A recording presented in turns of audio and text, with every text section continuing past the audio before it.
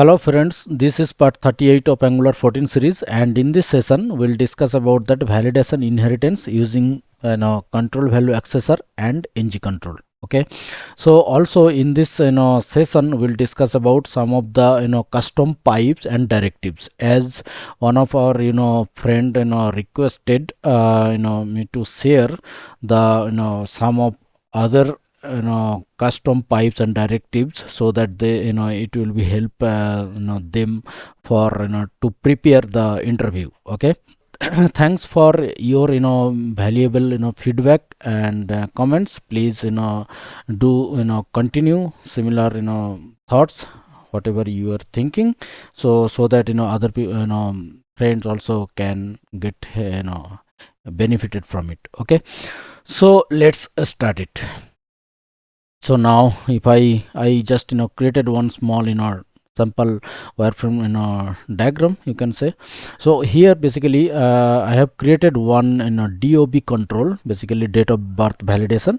So in this control, basically here in the parent I am using those I mean in two places I am using DOB control. Okay, so let's say DOB control 1, DOB control 2, but the whatever logic, I mean date of birth validation logic, whatever logic has written for the validation, so the logic will be remain same, but only the validation things will be parameterized. Okay, maybe some form wants DOB control wants 18th years check, and some of form also wants DOB should be validated till date maybe 19 years or 20 years. Okay, whatever it is.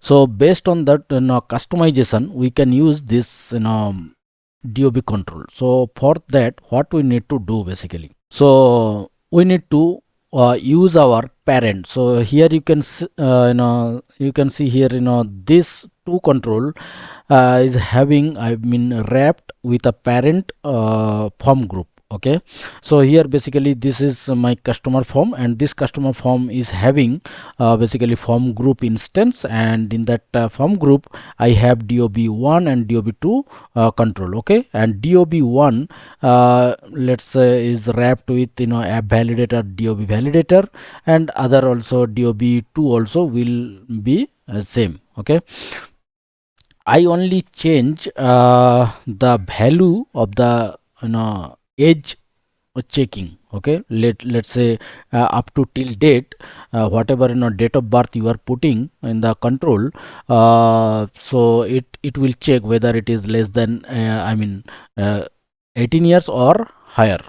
Okay, or maybe 19 years or higher, so that we can reutilize our parent validation to our child validation.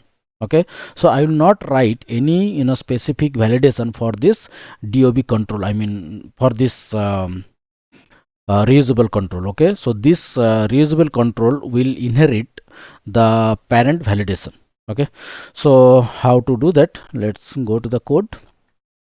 Here I have created one independent DOB control, and if I go to this HTML, here you can see that only the material design part is there, and this input basically is having the one form control, and here some of the to log the errors I have written some code.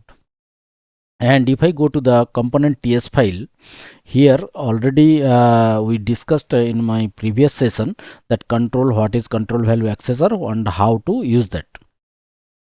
So basically here I have used and inherited all the things, the necessary the implementation method, and here also I have used one NgControl. Okay, and I have injected that NgControl, and this control, this what is called DI, actually help us to get the parent control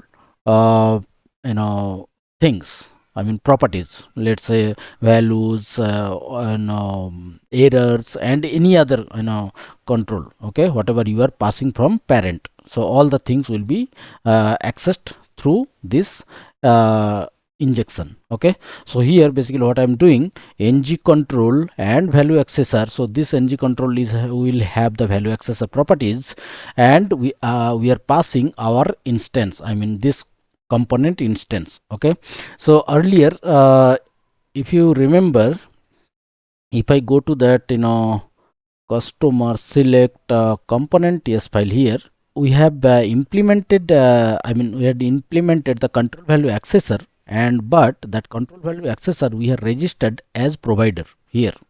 Okay, so this is the ng value accessor we have registered here, but in this scenario we haven't registered any provider section. Okay, so what we are doing, we just implemented the control value accessor, and with the help of this NgControl injection, I am assigning our this component instance to this NgControl value accessor. Okay, so this NgControl value accessor will take the reference from parent. Okay, so let me open that, one of the parent component.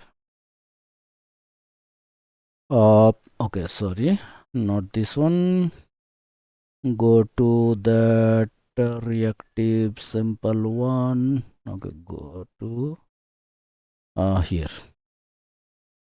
So here is the app dob control I have used here, and this parent component, let's say form control, and this form group, let me go inside this form group, here form group. So dob1 dob2, two basically control, two control, and one control is having app validator dob validator. Basically I have created one class which will have list set of static method.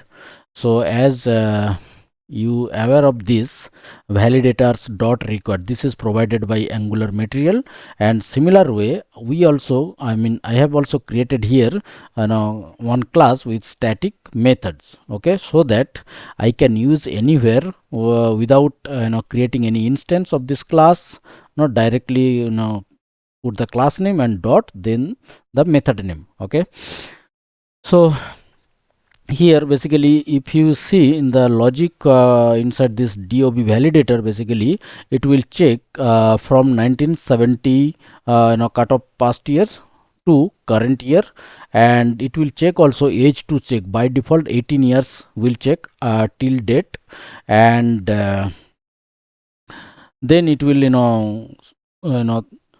tell you the whether the date of birth validate or not, is valid or not. If it is invalid, then it will throw the message. So what kind of error message it will be, so it will be it will give you that message, message. Okay, and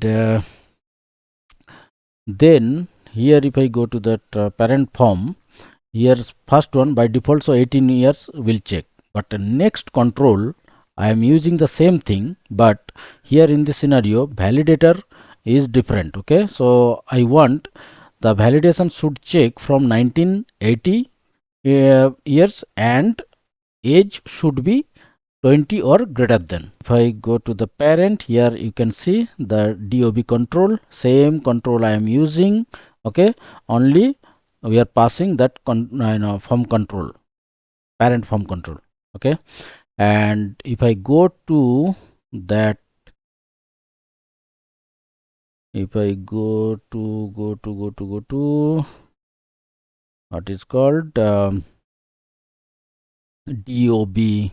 control component, here I haven't write any specific validation logic. Okay, so here only we are passing the dob control, and if you see here dob control is nothing but form control. Okay, so this is basically empty instance, and whatever NgControl, parent control instance is coming, that control I am using here, NgControl, I'm checking the errors is having or not. Okay, if it is having, then it will have.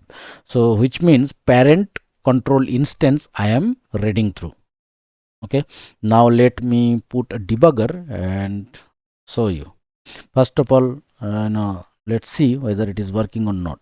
See, if I put this one, it is showing me age must be equal or greater than 18 till date.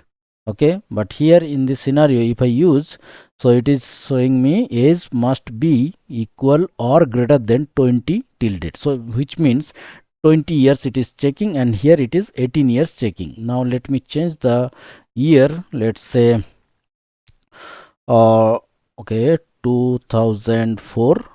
So this is valid, 18 years already. And here if I check 2004, here it is not, so maybe 2002, sorry, let me 2002. So still not, why not working? Okay, so it is actually checking basically from 1980. Okay, okay, so it is working. Okay, so you can write your own logic for this date of birth validation, but here I'm just my intention to show you how to inheriting the parent instance validations to the child control. Okay, so that you can create your own independent control. Only the validation logic can be changed based on your criteria, based on your form, so you can use it. Okay, so this is one thing no, I just wanted to show you. Now next thing is the some of the custom pipes and directives. Okay, so basically here what I have done, okay, so let's say here I have created one custom. So earlier already I discussed about this one of the custom pipes that is called file path handler. Okay, as API sending us the relative path, not absolute path. So but to show the image at the UI, we need to have the absolute path. Okay, so let me go inside this here. So basically here I'm checking how much I mean how much length the file is having. Okay, so let's say I'm picking this file, so it is clearly showing 100 KB. Okay, let's say I'm just selecting one zip file, so it is showing 1.13 MB. So basically this calculation, this data formatting part is done by the one of the pipe that is called file size pipe. And here you know already how to create the custom pipe. So here this transform method, so here is the logic, whatever bytes, so every time whenever file, any file you picked up, so those files will have default in bytes number only. So we are converting that bytes by dividing the kilobytes number, and here we are picking the exact size, whether it is bytes, KB or MB, based on the dividing reminder. Okay, so here is the logic. You can change you can customize with your logic. Okay, and basically yes, this pipe basically is calling from this profile page component. Here I'm just checking from this file reference, and whether it is having file or not. If it is files, then at least 0 index I'm checking the size. Okay, so, and we are passing that value to this directive, I mean sorry, pipe. Okay, it is expecting the value and the arguments. So as you can see, the arguments as an array. So we are here, I'm not passing that decimal point, but here decimal place I also can pass with this, sorry, not using this colon, and here let's say 3.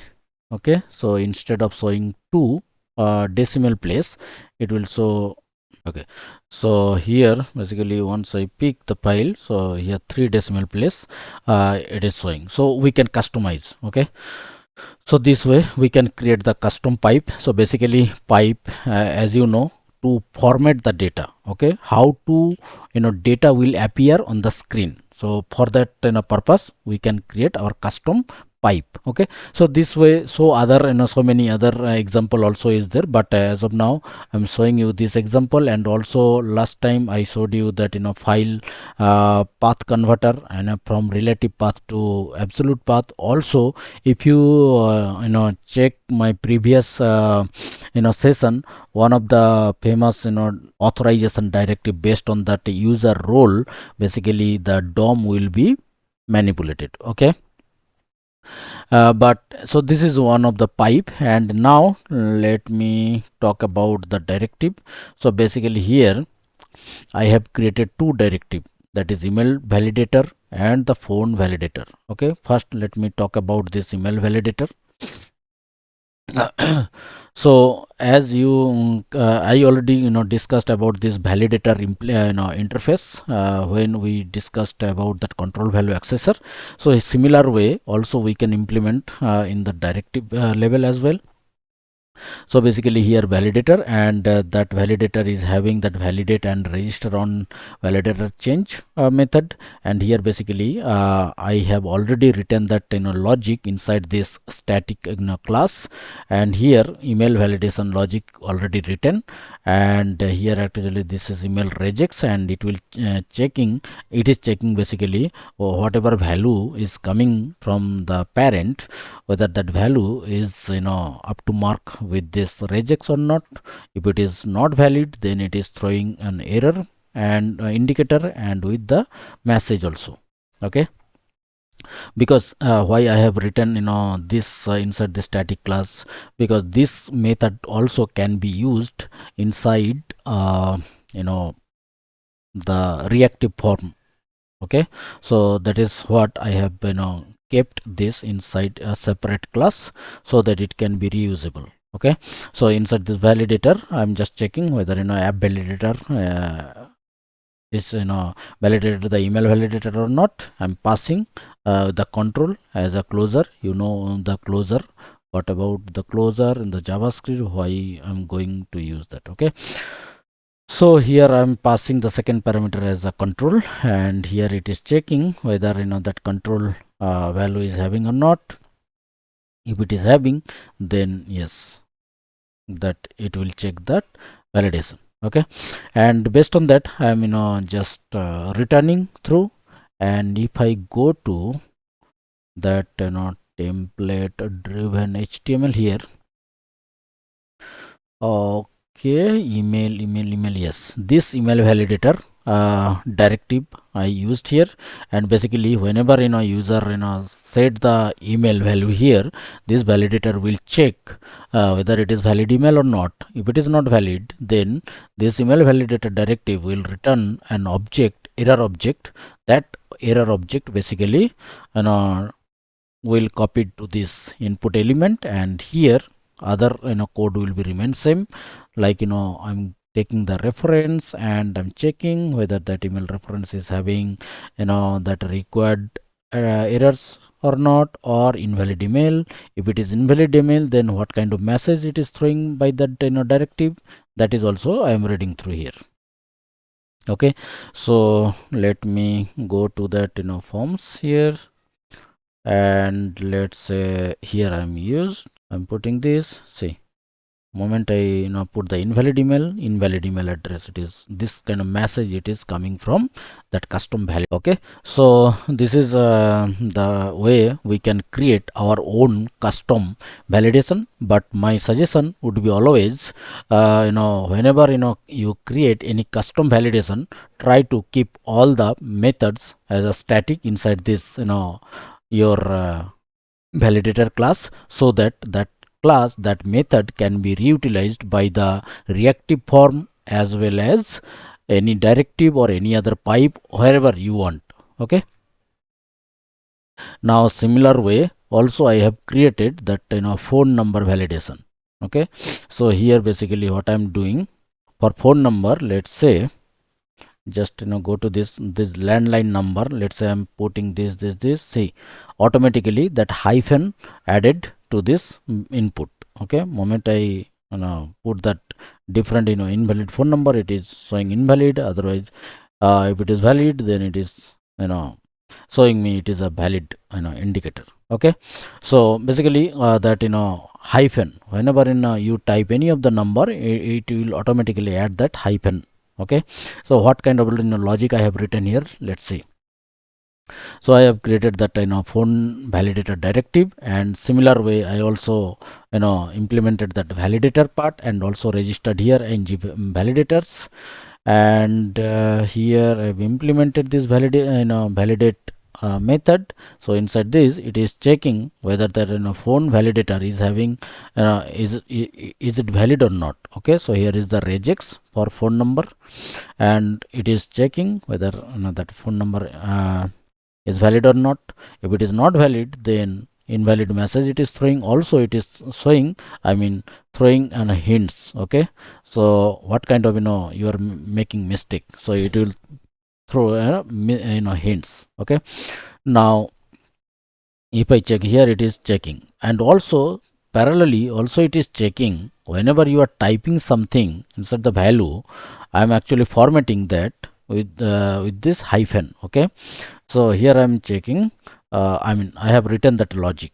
Okay, so here basically I am appending, joining this hyphen after three character. Okay, after three number. So that is another checking. So which means basically this is event kind of detection. So this patch value basically, or this is any kind of method name you can put, but that method should be decorated with this host listener when actually this method will fire. Basically here inside the on input change, basically on input change, so you can put the click event also. This is basically event name. If you mouse over on this, the event name, then the argument. So here argument is nothing but the event. Okay, now moment I put any invalid phone number, so see this hints it is throwing by that validator. Okay, this validator. Okay, similar way if you want to use this phone validator method on inside any of the reactive form, you can use that, and also you can have that object, error object, similar way. Okay, so I believe that's this is all about that pipes, directives, and that validation inheritance you guys requested for. Okay, so but just try to do it from your end, and try to understand this code. If you have any kind of doubt, please do let me know. I will definitely help you out. So thank you for listening. Have a great day and happy new year to all. Be safe.